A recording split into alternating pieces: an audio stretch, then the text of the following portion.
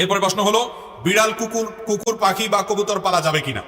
বিড়াল পালা তো যাবে, এতে কোনো সন্দেহ নাই, কারণ নবী করিম সাল্লাল্লাহু আলাইহি সাল্লাম বিড়াল সম্পর্কে বলেছেন ফাইন্নাহা মিনাত তাওয়াফিনা আলাইকুম আত-তাওয়াফাত, বিড়াল তোমাদের বাসা বাড়িতেই থাকে, এই জন্য তার ঝুঁটাকে তিনি হারাম করেন নাই। বিড়াল যদি কোনো কিছুতে মুখ দেয় তাহলে কুকুর মুখ দিলে যেরকম হারাম হয়ে যায়, নাপাক হয়ে যায়, বিড়াল যদি মুখ দেয় বিড়ালের ঝুঁটা কি হয় না, নাপাক হয় না। এই জন্য বিড়াল পালা জায়েজ আছে, বিশেষ করে ইঁদুরের উপদ্রব থেকে বাঁচার জন্য, কিংবা এমনি আদর করে আপনি বিড়াল পালেন, কোনো অসুবিধা নাই। আপনারা সবাই জানেন একজন সাহাবী ছিলেন, নাম হলো আবু হুরায়রা, নাম শুনছেন না, রাদিয়াল্লাহু তাআলা আনহু। ওনার নাম কিন্তু আসলে আবু হুরায়রা ছিল না, ওনার নাম ছিল প্রসিদ্ধ মত অনুযায়ী আব্দুর রহমান। আরো অনেকগুলো মত আছে ওনার নাম নিয়ে, কিন্তু ওনার নাম পরে আবু হুরায়রা উঠে গেছে। কিভাবে?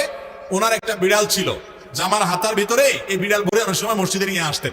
তো একবার নবী করিম সাল্লাল্লাহু আলাইহি ওয়াসাল্লাম তার বিড়াল দেখে, তার সবসময় তার সাথে সাথে বিড়ালটা থাকে, এটা দেখে তাকে বললেন, ও বিড়ালের বাপ। আবু হুরায়রা মানে বিড়ালের বাপ।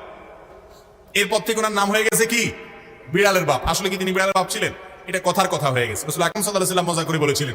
তো তারপর থেকে ওই নামে তিনি পরিচিত হয়ে গেছেন। তাহলে তিনি যেহেতু বিড়াল পালতেন, নবী সাল্লাল্লাহু আলাইহি ওয়াসাল্লাম দেখেও বরং রসিকতা করেছেন, কোনো নিষেধ করেন না। তাহলে বোঝা গেল আমাদের বাসা বাড়িতে বিড়াল পালার কোনো অসুবিধা নাই। কুকুর পালার ব্যাপারে তখনই জায়েজ হবে যখন কুকুরটা পালবেন আপনি পাহারাদারের কাজে, এবং সেটা বাসা বাড়ির ভিতরে না, সামনে। তার থাকার জন্য আলাদা ঘর করে দিলেন, রাখলেন, খাবারের ব্যবস্থা করলেন। উদ্দেশ্য ঘেউ ঘেউ করবে, চোর ডাকাত আসলে আপনাকে অ্যালার্ম করবে, অ্যালার্ম দিবে এবং পাহারাদারি করবে।